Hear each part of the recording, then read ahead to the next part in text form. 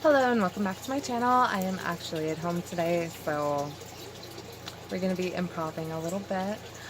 We are going to be looking at some frequently asked questions about tarot, shuffling, cleansing, clearing your deck, and picking out your deck. So I look forward to you watching. Don't forget to hit like and subscribe. Comment down below if you have any questions that I did not get to today. I will make a separate video on covering those questions in particular. Thank you for watching, and I hope you enjoy. Hello everyone, welcome back.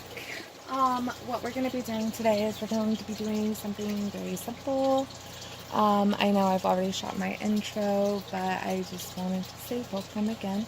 I do have some supporting stones to help me today. I have my violet amethyst, as well as my Super 7 ring and bracelet.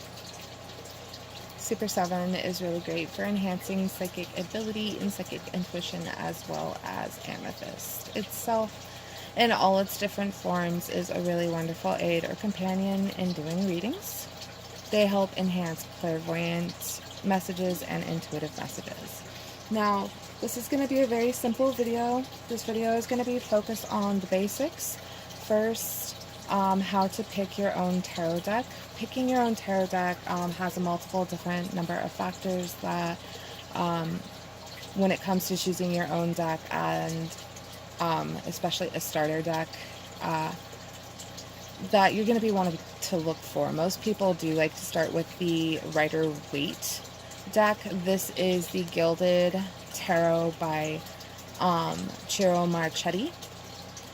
Ciro Marchetti is a very, very, very popular tarot deck artist and author. He actually will be retiring soon, if I heard that correctly. If I am incorrect, I'm so very sorry.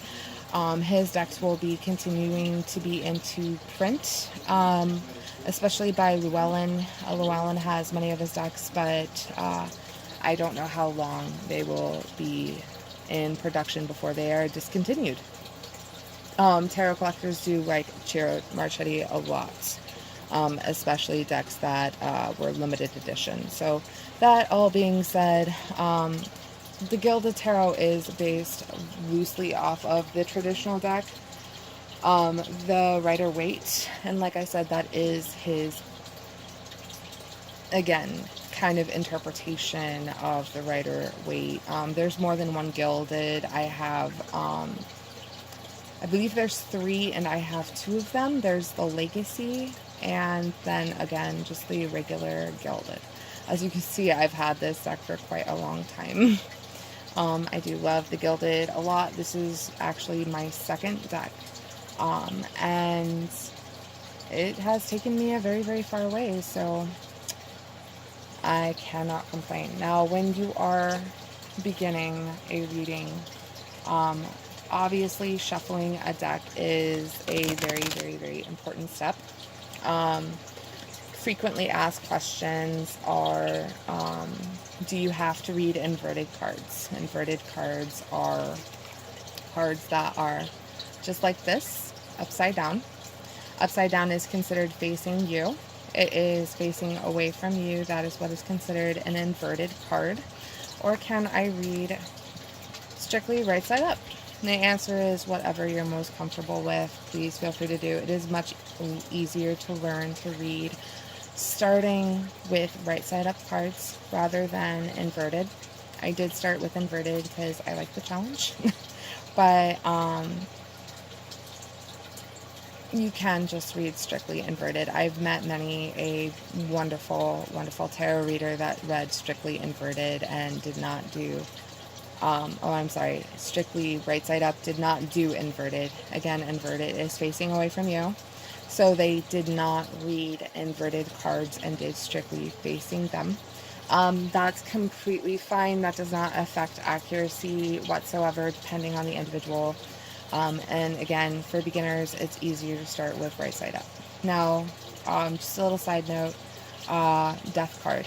Many people are disturbed by the death card. Many people are disturbed by the devil card. They do not mean things in the literal. One of the most important things about tarot that we need to understand is that this is all symbolism. It is symbolic. Death is a metaphor. Death in the tarot card deck can mean, yes, it can mean literal death, but that is so, so rare. I have very rarely seen that, maybe out of thousands of readings, 3 times. Mainly, the death card means the ending of a situation, the ending of cycles, the ending of old and beginning of new. Things that need to change, etc., etc., metamorphosis, the death of an old self.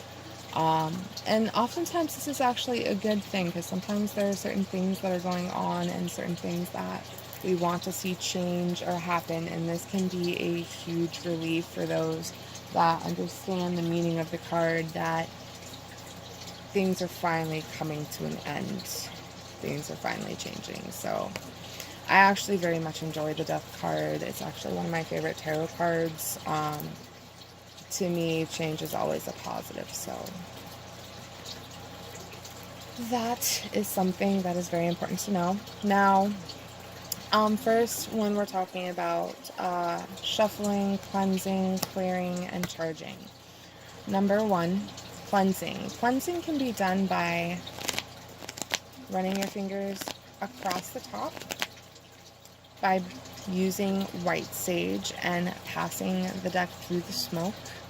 You can cleanse the deck, again, by shuffling, putting them back together in the correct order from 0 to 22 major arcana, and then putting the suits back together in the original order.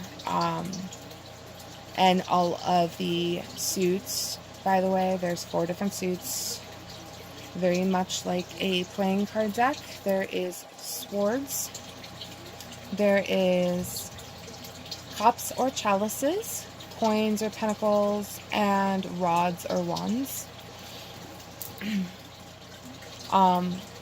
They all are numbered very similar to playing cards, ace through 10, page, knight, queen, king. Now, a lot of decks, of course, are very interpretive.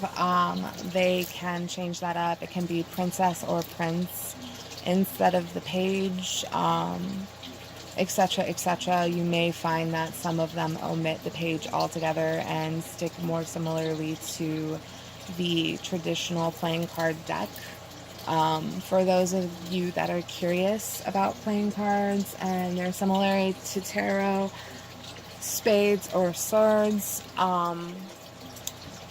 clubs are wands, hearts are cups, and diamonds are pentacles or coins. Now again, when you're choosing your own tarot deck, you want to make sure you're connecting with the symbolism. By nature, I thought that I was more drawn to non-traditional, to things that had a lot of abstract meaning, and I found again and again and again, I read better with a traditional deck rather than an interpretive deck. Luis Rio is a great example of somebody who does very highly interpretive decks. I prefer, and ironically, here's the Devil card. And again, these cards do not mean what you think they mean, so just keep that in mind. The Magician. Going back to it, I did connect stronger to the more traditional decks, where the symbolism tended to remain the same as the Rider-Waite deck.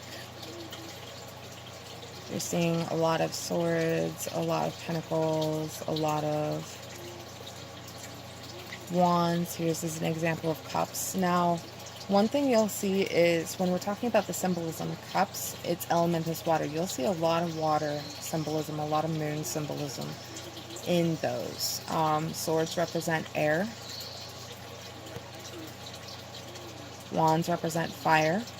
You'll get a lot of that red, kind of fiery colors in the wands. And of course, that means pentacles represents earth. And again, you're getting a lot of that earth imagery.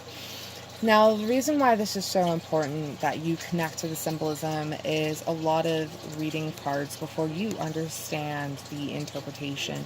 you're going to be pulling from the imagery of the card. I've found in my students, people read one of two ways. Either they intuitively pick up on the traditional meaning of the card, or vice versa. They will pick up on their own intuitive messages, and they will continue to build messages upon what they're feeling or sensing based on the picture in front of them. And that picture acts as a doorway or a gateway to their own intuitive ability. Now, I did read the second way, and I find most people do. I'm just lighting some sage real quick.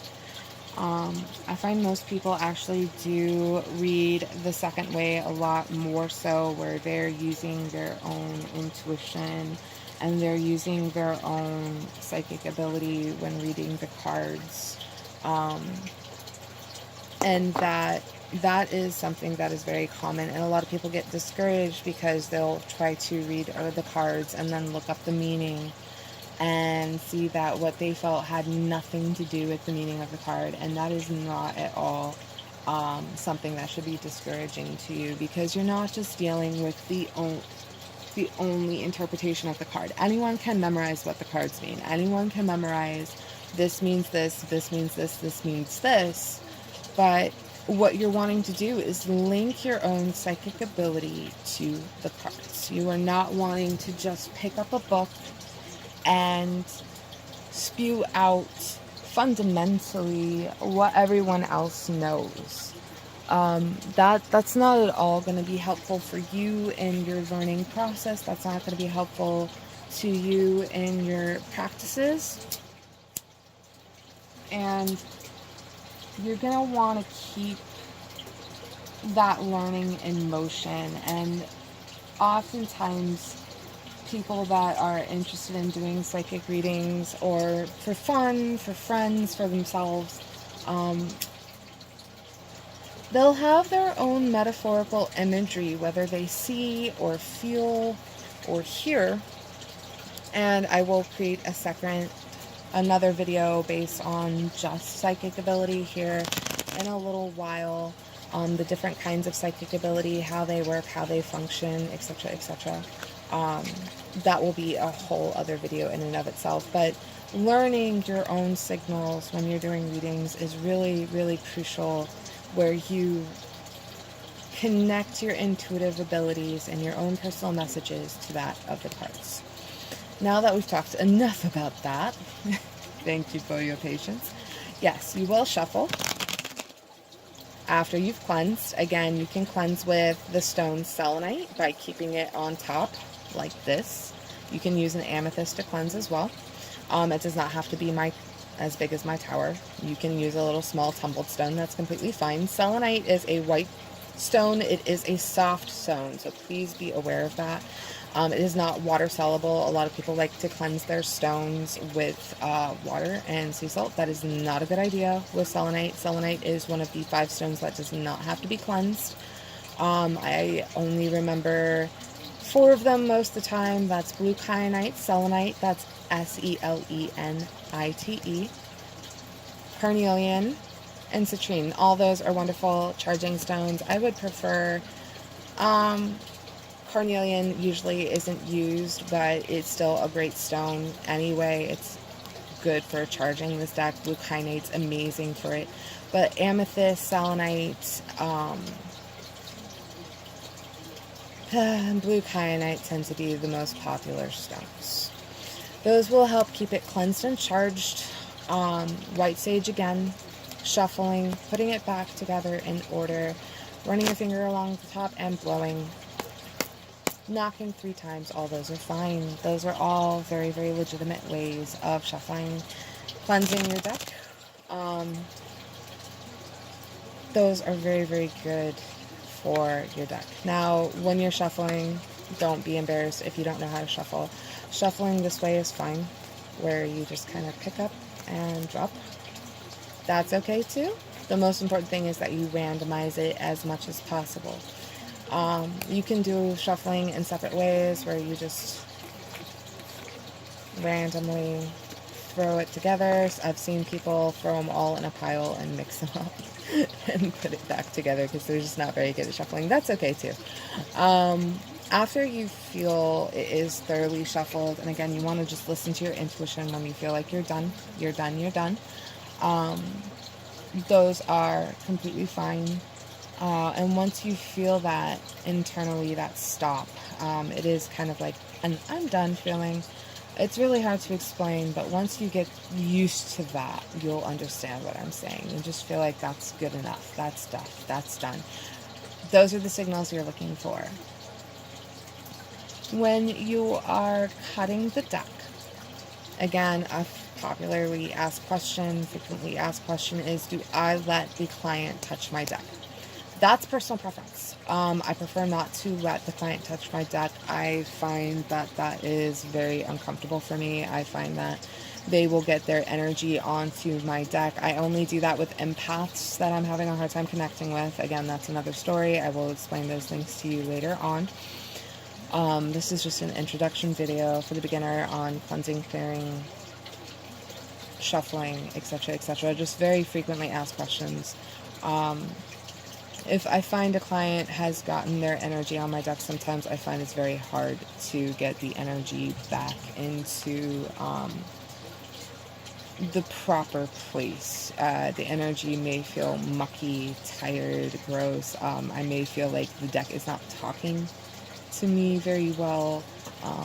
Messages may not be very clear, and that's because that has been attuned to somebody else's vibration. That's why cleansing is very, very important. Keeping your decks cleared is very, very important. And even rotating decks. I rotate my decks quite frequently. About every 3 to 6 months, I'll rotate my decks, my Oracle and my Tarot decks, to give some of my decks a break to cleanse their energy, reset, recharge. But I am also using my decks quite often. So that may not be true of you. A lot of people have just one deck that they use, and that's it. For people that are doing this professionally or on a very regular basis, I would probably suggest you get more than 1 or 2 decks. Another frequently asked question is, most people say, hey, shouldn't somebody gift me my first deck? I do not find that to be relevant. A lot of psychics have disagreed with me. A lot of psychics have said that your first deck should be gifted to you. I don't agree with that for many different reasons, but in all honesty, my first deck was gifted to me. That is the truth. I didn't ever think about it until a good colleague and coworker of mine pointed out. I said, I bought my first deck. She said, you did not, young lady. And I was like, oh, I did not. You were actually completely right. So I've had a lot of people say that when their first deck was gifted to them, it worked a lot better for them. That's personal preference. I think it's kind of funny to ask someone to gift you the deck, but that, again, is kind of up to you. That has to go along the lines of what you feel is right for you, what you feel is good. I did have the door open for me. I did not pursue this path. This path was introduced to me. So introductions to this path, I think, are always very good. Now, enough of that. That's another story. Going back to this, again, you can either let somebody cut the deck or shuffle the deck in order to put their energy into the reading. Again, you don't really want their energy stuck to the tarot deck, but having their energy in the reading, in the deck temporarily, is very helpful. The whole point is you're reading their energy. You're not just reading the cards are connecting to their energy. You are interpreting the messages. You are an interpreter. That's very, very important to understand. That's something else I think we'll get to later. Now, when you have somebody cut, if you choose to have them cut the deck or shuffle, after you're done shuffling, you can cut with your non-dominant hand. I am non-dominant left, so I would use traditionally my left hand to shuffle or to cut. You can cut into 2 or 3, and then you put them back together in whatever order, and then you're ready. Most people do pull from the top. just like so. You do want to flip it that way. Traditionally, you do not want to change the direction necessarily unless you're choosing to only read right side up. Then feel free. You have Three of Pentacles, Justice, and the World. For this demonstration, we're only going to be doing right side up just for the ease. Important to know, this is always considered the present. Left is always considered past. Right is always considered future. I can tell right off the bat, this is a message for me. Usually when I do readings. As an example, this is an example reading. This is not a real reading. It does still tend to connect to energy just out of habit, I suppose. This is past, this is future. Justice, Three of Pentacles, the World. As you can see, just as an example in the imagery, he's in an archway. There's an anvil, the chain, the fire, and he's putting up these different shields, these different coins, these different pentacles. He's building, he's raising. It's important to note what you see. When you're first learning to read, you really, really, really want to connect to what you're seeing, what you're pulling from the message, what you know the suit to mean. I will make a separate video on what the different suits mean. I will make a separate video on the history of tarot, on different symbolisms. That's going to be my next video, actually, so keep an eye out for that. These three cards, two are major arcana, one is a minor arcana. So I know, because I know what pentacles mean, this is relating to hearth and home, finances, my material. When you're also doing a reading, if you are to expand on this, you can do one below and one above. Normally below is subconscious influences, above is known or conscious influences. This is usually the driving force or the driving factor. This is what's known to the individual. And it does read very much like a story. Usually when you're reading, you read left to right, much like you would read a book. Up to down. Those are different ways you can read. And I'll actually do a separate video on layouts and suggested layouts, example layouts as well. So that's just a quick intro. 1 a day or 3 a day is completely a good idea. I would not suggest, if you're burning, don't do more than 3 a day. I definitely more so suggest 1 a day. When you're first starting, meditate on it, write down what you see, and then look it up. In the description link, you're going to see a website that I suggest. I am not affiliated. I have no affiliation whatsoever, but it's a great website for learning. That is going to be down below for your information. It's a free website where you can look up the meaning of the card. I suggest, if you find you're intuitively pulling information that has nothing to do with the card meaning, don't toss that information out. Keep a journal, write down your intuitive feelings, and then look up the meaning of the card, and then combine your initial impression with the meaning of the card to get your full message. Thank you all for watching this video. Don't forget to hit like and subscribe. Comment down below if you have any questions in particular or FAQs that I did not cover today, and I will see you all later. Bye-bye.